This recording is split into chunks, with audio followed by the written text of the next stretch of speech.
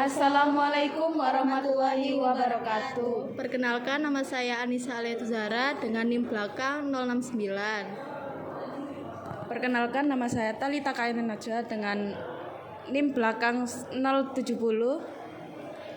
Perkenalkan, nama saya Anissa Putri Pangestu dengan NIM belakang 073. Perkenalkan, nama saya Melinda Putri Ramadhani dengan NIM belakang 074. Kali ini kita akan menjelaskan mengenai perjanjian perkawinan. Pantengin terus videonya.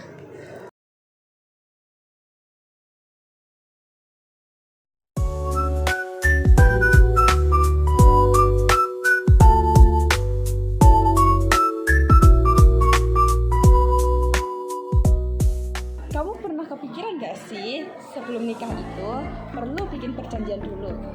Bukan perjanjian cita-citaan ya, tapi perjanjian perkawinan.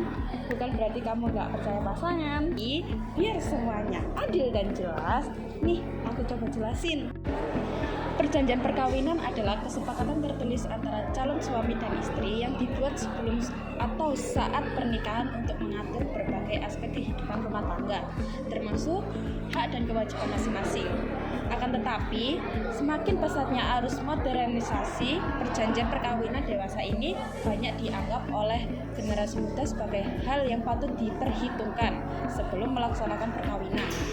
Karena pada dasarnya, perjanjian perkawinan adalah bentuk proteksi atau perlindungan apabila di kemudian hari terjadi hal yang tidak diinginkan dalam perkawinan seperti perceraian, kematian, atau salah satu pihak mengalami kepailitan. Pembuatan perjanjian perkawinan bukanlah suatu keharusan yang harus ada dalam perkawinan, tetapi lebih kepada sebuah pilihan hukum bagi calon pasangan suami istri atau melakukannya atau tidak. Isi perjanjian perkawinan dapat mengatur berbagai hal seperti 1. Pemisahan harta, 2. Pemisahan utang, 3. Hak asuh anak jika terjadi perceraian, 4. Hak dan kewajiban selama pernikahan, 5. Ketentuan mengenai harta yang diperoleh selama pernikahan. Di sini saya akan menjelaskan dasar hukum perjanjian perkawinan yang terdapat pada pasal 29 ayat 1. Dari pasal 29 ayat 1 adalah pada waktu atau sebelum perkawinan dilangsungkan, kedua pihak atas persetujuan bersama dapat mengadakan perjanjian tertulis yang disahkan oleh pegawai pencatat perkawinan, setelah mana isinya berlaku juga terhadap pihak ketiga sepanjang pihak ketiga tersangkut. Lalu apa untungnya sih? Banyak. Misalnya, kamu punya rumah sebelum nikah.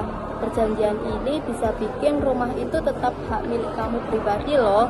Atau kalau pasangan kamu tiba-tiba punya utang, kamu nggak perlu ikut-ikut tanggung jawab, asal jelas pembagian dari awal. Pokoknya semua lebih rapi dan aman. Nah, bayangin deh kalau semisal kalian gak ada perjanjian perkawinan sama sekali, terus tiba-tiba suami kalian kena hutang, otomatis kalian bakal terseret dalam masalah tersebut. Nah, oleh karena itu penggunaan perjanjian perkawinan itu banyak banget manfaatnya. Yang pertama, untuk melindungi harta kekayaan, entah itu individu, harta bersama, atau harta bawah. Lalu yang kedua itu untuk mengatur hak dan kewajiban suami istri, entah itu soal pendidikan, rumah, usaha, selama itu nggak melawan hukum yang ada di Indonesia. Lalu yang ketiga itu mencegah adanya kekerasan dalam rumah tangga atau KDRT. Nah, kalau tadi sudah dijelasin masalah penggunaan, sekarang aku mau jelasin masalah manfaat. Jadi dalam perjanjian perkawinan itu manfaatnya ada banyak loh, tapi aku di sini bakal nyebutin beberapa aja. Yang pertama yaitu ada mengatur pemisahan harta kekayaan. Nah, contohnya seperti pemisahan hutang, kepastian hukum, keterangan kepemilikan, dan tanggung jawab terhadap anak hasil pernikahan. Lalu manfaat selanjutnya yaitu yang kedua, memberikan jaminan finansial setelah pernikahan dan rasa aman dalam hubungan seperti penyelesaian perceraian, penyelesaian kematian, mencegah konflik serta melindungi hak-hak anak, istri atau suami. Nah, selanjutnya yang terakhir yaitu yang ketiga. Yang ketiga yaitu menjamin kepentingan usaha masing-masing seperti mencegah kerugian bisnis atau menjamin harta peninggalan. Nah, selain itu, aku di sini bakal menjelasin bagaimana cara pembuatan perjanjian perkawinan. Yaitu yang pertama, perjanjian perkawinan dapat dibuat 1. Pada saat atau sebelum melangsungkan perkawinan. Yang kedua, yaitu perjanjian atas persetujuan bersama. Yang ketiga, perjanjian dilakukan secara tertulis. Yang keempat, perjanjian disahkan oleh pegawai pencatat nikah. Lalu yang terakhir, yang kelima, yaitu isi perjanjian juga mengikat pihak ketiga sepanjang pihak ketiga tersangkut. Nah, selain itu, perjanjian perkawinan hanya dapat disahkan apabila tidak melanggar batasan-batasan hukum agama dan keasusilaan. Lalu, perjanjian perkawinan berlaku sejak perkawinan dilangsungkan. Dan yang terakhir, yaitu perjanjian perkawinan dapat dirubah dengan syarat atas kesepakatan kedua belah pihak dan perubahan tersebut tidak merugikan pihak lain. Nah, jadi itu penjelasan dari aku. Kalian bakal bikin perjanjian nggak kalau nanti nikah? Kalau aku sih iya, kan buat jaga-jaga.